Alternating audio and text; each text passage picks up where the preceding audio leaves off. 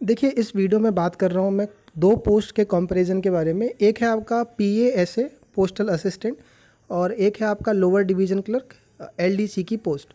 बहुत सारे लोग कंफ्यूज हैं कि पीए को ऊपर रखा जाए या एलडीसी को ऊपर रखा जाए, और बहुत सारे मैसेज हैं। मैंने सोचा उसके रिगार्डिंग एक वीडियो अपलोड कर देता हूँ। पहली बात, ये जो कंपैरिजन है इसको आप बहुत ज़्यादा वो लेकर के और अपना फैसला उसके बेसिस पे नहीं करोगे आप। मैं आपको हमेशा बोल रहा हूँ, जो लोग मुझसे रिव्यू ले रहे हैं, कि मैं आपको सजेशन दे रहा हूँ तो आप अपना खुद का भी एक बार सोच कर भरना। बिकॉज आपका ही पोस्ट है, आपको नौकरी करनी, सैलरी आपको लेनी है, नंबर आपने लिया है, मेहनत आपने करी है, तो खुद आपको भी अपना सोचना है। तो पहले एकदम आराम से देख लीजिए क्या क्या पॉइंट्स मैं बता रहा हूँ और उसके बेसिस पे आप डिसीजन लेना। अच्छा, ये बात उठी कहाँ से पीए और एलडीसी के बीच में? तो देखो है क्या, बहुत सारे लोग पोस्टल असिस्टेंट नंबर अच्छे होने के बाद भी सोच रहे हैं क्या इसको ऊपर रखे कि नहीं रखे। बहुत सारे लोग यही नहीं सोच पा रहे हैं कि ज़्यादा नंबर वाले इसके पीछे क्यों पड़ गए, पीए के पीछे, राइट? क्योंकि पीए की कट ऑफ कम जाती थी, मैक्सिमम लोग एलडीसी लेते थे जो मिनिस्ट्री की पोस्ट हैं। तो सब मैं बता रहा हूँ, ध्यान से समझना। सबसे पहला जो कंपैरिजन में मैंने लिया है वो है सैलरी, क्योंकि मेन आप जो काम कर रहे हो, नौकरी कर रहे हो, पैसे के लिए ही कर रहे हो। तो मेन आपका कहने के लिए लोग कहते हैं कि मैं नौकरी कर रहा हूँ, देश की सेवा है, ये है, पोस्ट के लिए मेरा इसमें इस विभाग में काम करने का अल्टीमेट काम होता है आपकी सैलरी का। तो सैलरी जो मिलेगी आपको वो इसमें 2400 ग्रेड पे की जॉब है एलडीसी पोस्टल असिस्टेंट के अंदर, और एलडीसी की 1900 ग्रेड पे की जॉब है, राइट? तो कुछ लोग सैलरी, बहुत सारे लोग होते हैं जिनको सैलरी में, बहुत सारे लोग होते हैं जिनकी सैलरी मैटर करता है। बहुत सारे, सबकी अपनी अलग अलग प्रेफरेंस है। किसी को फाइनेंशियल इशू है, पैसे की दिक्कत है, तो लोग पैसे मैटर करता है, पैसे देखते हैं लोग। तो देखिए, अगर आप पीए ज्वाइन करते हैं 2400 से, तो एक्स सिटी के अंदर 35,000 से 36,000 आपको इन हैंड मिलेगा, काट पीट के। ग्रॉस कुछ अलग बनती है, उसमें से कुछ पैसे कटते हैं आपको। 3 तरह की होती है आपकी city, X city, Y city, Z city. बहुत सारी वीडियो देखा होगा, इतना तो आपको पता चल गया होगा कि इसमें कुछ परसेंटेज होते हैं। डीए का 24, 18 और 8% का, 8, 16 और 24% होता है एक्स वाई जेड का। तो ये नॉर्मल सी बात है, आपको ये पैसा लगभग इतना मिलेगा एक्स सिटी में। एक्स सिटी मतलब दिल्ली का मैं मान के चल रहा हूँ आपका, है ना? लेकिन आपको अगर बता दूँ, सिटी चेंज होता है तो आपके और भी खर्चे होते हैं, कुल मिलाकर के बात बराबर हो जाती है। वाई और जेड सिटी के अंदर 2-2 हज़ार रुपये कम कर लीजिएगा, तो अगर आप जेड सिटी में भी हो तो 30-31 हज़ार आपको मिल जाएगा, राइट? एलडीसी की बात कर ले तो 28,000-29,000 के आसपास आपको मिलेगा एक्स सिटी के अंदर। एलडीसी मैक्सिमम आपको बड़े शहरों में ही है, या तो एक्स या तो वाई सिटी के अंदर है आपका, राइट? और पीए के अंदर आपको एक्स वाई जेड तीनों के अंदर मिल जाएगा। कुछ एलडीसी की पोस्टें आपकी जेड सिटी के अंदर में भी है। मेजोरिटी की जो मैं बात करूँ तो एक्स और वाई दोनों सिटी के अंदर आपका है। तो आप कहोगे यार यहाँ मॉनेटरी लॉस हो रहा है हमारा 5 से 6 हज़ार रुपये का, तो यार ये तो बहुत बड़ा लॉस है आपका। लेकिन एक बार आप सोचोगे, देखोगे, तो आपको समझ में आएगा कि पैसा बहुत केस में मैटर नहीं करता आपका। मैं अभी डिस्कस इस पर नहीं कर रहा हूँ क्या बेटर है क्या नहीं है, और मैं आपको कभी इसके रिगार्डिंग नहीं कहूँगा, बस मैं आपको इन्फॉर्मेशन दे रहा हूँ। फैसला आपका रहता है। बहुत सारे लोग के लिए पैसा मैटर करता है तो वो पोस्ट वगैरह नहीं देखते हैं या कुछ नहीं करता है, तो वो मैं अभी बातें कहूँगा तो सब व्यर्थ है, बस आप देखते चलिएगा। दूसरा है posting. Posting in the sense कि कहाँ पर पोस्टिंग मिलती है। देखो, पीए की ऑल इंडिया में पोस्टिंग है, एलडीसी की भी पोस्टिंग ऑल इंडिया में। पहले मैं पीए की बात कर लेता हूँ। पीए की ऑल इंडिया में कहाँ कहाँ है ये सबको पहले से पता है, इसका स्टेट वाइज अवेलेबल है आपका। नॉर्थ में भी सीटें हैं, साउथ में भी सीटें हैं, तो इसकी पहले से पता रहती है। इसकी पोस्टिंग 3 जगह पर होती है पोस्ट ऑफिस के। अच्छा, डाकघर जो होता है आपका, डाकघर पोस्ट ऑफिस, उसी में होता है पोस्टल असिस्टेंट की पोस्टिंग। लेकिन डाकघर के भी कई सारे ब्रांचेस होते हैं, जैसे एक बैंक होता है आपका, तो बैंक की तरह ही समझ लीजिए, क्योंकि पोस्ट ऑफिस में बैंकिंग से रिलेटेड भी काम होते हैं आपके। एक हेड ऑफिस होता है, एक सब डिवीज़न होता है, एक सब डिवीज़न। मोस्टली इन 3 जगह पर ही पोस्टिंग होती है आपकी। कुछ स्टेट वाइज भी वैकेंसी है कि पंजाब में कहाँ पर है, यूपी का अवेलेबल नहीं है, तो इसकी पोस्टिंग 3 जगह पर ही होती है, या तो हेड ऑफिस में होगी आपकी, या तो डिवीज़न में, या तो सब डिवीज़न के अंदर होती है। एलडीसी की बात करें तो एलडीसी में कुछ की स्टेट वाइज पता है और कुछ की नहीं पता है। किसकी पता है किसकी नहीं पता है, टेलीग्राम चैनल पे मैंने डाल रखा है सारा पीडीएफ, और वीडियो भी आ रखी है, तो आप देख लेना। और इसमें जो पोस्टिंग होती है मिनिस्ट्री के अंदर होती है, या तो मिनिस्ट्री के जो सब ऑफिस होते हैं उसमें होती है, राइट? और जैसे मैं आपको एग्जांपल देता हूँ कि जैसे मान लीजिए मिनिस्ट्री ऑफ एक्सटर्नल अफेयर्स का जैसे पासपोर्ट ऑफिस है आपका, तो उसमें आपकी रीजनल ऑफिस भी होते हैं, तो रीजनल ऑफिस में भी पोस्टें होती हैं, तो वहाँ पर भी पोस्टिंग हो जाती है एलडीसी की, राइट? तो एलडीसी की एक्स और वाई सिटी मैक्सिमम है, पोस्टल असिस्टेंट की एक्स वाई जेड तीनों के अंदर होती है। वर्कलोड सबसे ज़रूरी है, वर्कलोड, बिकॉज आपको इस पोस्ट पे रह के काम मैनेज करके स्टडी के लिए भी, तो मैं अभी स्टडी वाला आगे दूंगा। पहले हम वर्कलोड, काम का प्रेशर देखते हैं कितना है। देखिए, पब्लिक इसमें पोस्टल असिस्टेंट में पब्लिक डीलिंग मैक्सिमम मैक्सिमम जगह पर है। जैसे आप हेड ऑफिस में पोस्टेड होते हो तो वहाँ पर एक्चुअली क्या होता है कि जैसे आपके बैंक में कुछ सेविंग वगैरह जमा करते हैं लोग, या कोई पॉलिसी वगैरह करा लेते हैं, बहुत सारी बैंक में स्कीम बैंक कह रहा हूँ मैं, पोस्ट ऑफिस में भी बहुत सारी गवर्नमेंट की स्कीम चलती है, तो लोग वहाँ पे करवा लेते हैं, तो उसका डेटा रहता है।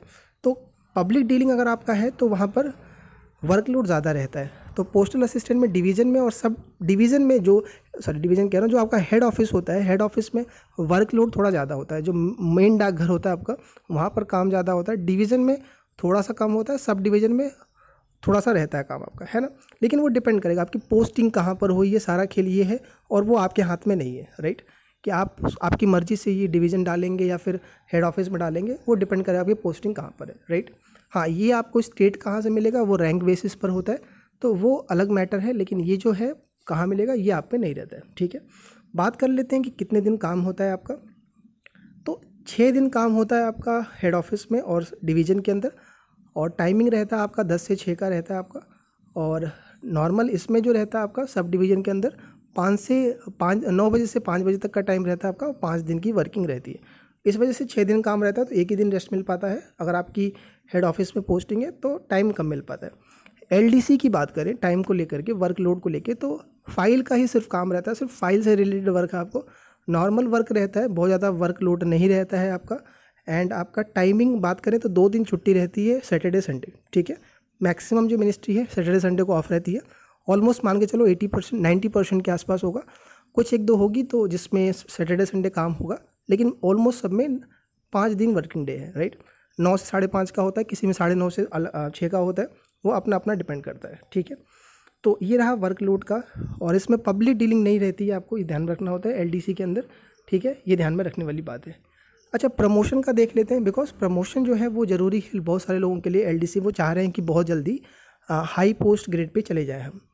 पोस्टल असिस्टेंट में नॉर्मली 8 साल लगते हैं आपको इंस्पेक्टर के लिए क्वालिफाई करने के लिए, है ना। थोड़ा प्रमोशन का इसमें है पोस्टल असिस्टेंट में।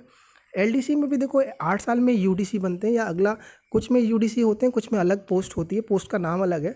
लेकिन अगर हम ग्रेड पे की बात कर ले तो 2400 ग्रेड पे वाली जो अगली प्रमोशन है, तो वो ये रहता है नॉर्मल। अगर कोई ट्रांसफ़र का कोई ऐसा रूल, ट्रांसफ़र का प्रमोशन का कोई ऐसा कोई डिपार्टमेंटल एग्ज़ाम नहीं है, तो एक डिपार्टमेंटल एग्ज़ाम्स होता है जो कुछ एलडीसी वाली पोस्ट में है। जैसे कि सेंट्रल पासपोर्ट ऑफिस में होता है आपका लिमिटेड डिपार्टमेंटल कॉम्पिटिटिव एग्जामिनेशन, कुछ है, ये एक रूल होता है ये प्रमोशन कराने का। एलडीसी ई एग्ज़ाम होता है, लेकिन सभी मिनिस्ट्री के अंदर ये नहीं है। तो अगर वो है तो 5 साल के बाद आप एलिजिबल होगे, तब आप जल्दी से पहुंच सकते हो। और एक सीजीडीए है मिनिस्ट्री ऑफ डिफेंस के अंदर, तो उसमें आपका 2 साल के बाद एक एसएएस का एग्ज़ाम देकर सीधा 4800 की पोस्ट पर बन जाते हो। डबल एओ की पोस्ट होती है वो, असिस्टेंट ऑडिट ऑफिसर, जो सीजीएल में डबल एओ की पोस्ट डायरेक्ट आती है, वो बन सकते हो आप। और वैसे भी 5 साल में आप 3 साल के बाद एलिजिबल हो जाते हो ऑडिटर के लिए, राइट। तो प्रमोशन सीजीडीए का फास्ट है, इसलिए लोग सीजीडीए को ऊपर देख रहे हैं जो लोग प्रमोशन चाह रहे हैं, राइट। तो ये रहा प्रमोशन को लेकर के दोनों के अंदर। जॉब नेचर और स्टडी टाइम, राइट। तो देखो जॉब नेचर मैंने आपको पहले भी डिस्कस किया था पीछे, लेकिन मैं ये जो बात कर रहा हूँ वो फ्री टाइम की बात कर रहा हूँ, जिसमें पढ़ाई को टाइम मिल जाए आपको। क्योंकि बहुत सारे लोग हैं जो इस CHSL की पोस्ट को सिर्फ पढ़ाई के पर्पज़ के लिए यूज़ करने वाले हैं। तो अगर आप पढ़ाई को लेकर चल रहे हो तो पोस्टल असिस्टेंट में पब्लिक डीलिंग में अगर आप पोस्टेड हो जाते हो तो सही बात है, शाम तक आप थक जाओगे, फिर घर आकर के पढ़ाई कर पाना पॉसिबल नहीं होता।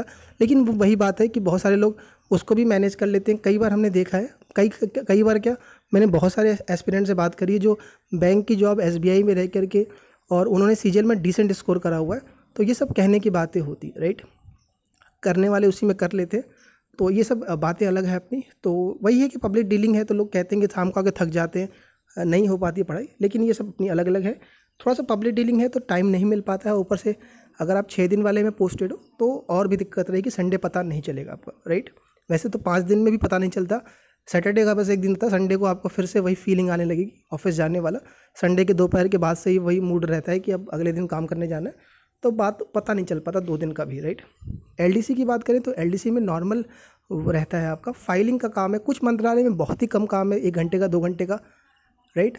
और कुछ मंत्रालय हैं जिनमें थोड़ा सा काम रहता है आपका। कोई ओवर टाइम नहीं होता मंत्रालय के अंदर, नॉर्मल काम रहता है आपका, क्योंकि कोई ओवर टाइम के लिए रोक लिया जाए आपको। चाहो तो आप मंत्रालय के अंदर पढ़ भी सकते हो, मिनिस्ट्री के अंदर पढ़ सकते हो। कई सारे लोग हैं जो मिनिस्ट्री के अंदर ही तैयारी करके अपना सीजीएल वगैरह निकालते हैं, दूसरी ग्रेड पे की जॉब निकालते हैं। क्योंकि यार पढ़ कैसे लेते हैं, तो वहाँ पर क्या होता है, आपको एक अलग से डेस्क मिल गया, आपको बुक वगैरह रख लिए, तो वहाँ कोई मना नहीं करता मंत्रालय के अंदर। खास बात ये है भैया, पब्लिक डीलिंग में हो तो थोड़ा सा रहता है कि आप बार बार एक कंटिन्यूटी नहीं बना पाते हो, राइट। वो तो आप समझ रहे होगे इस बातों को।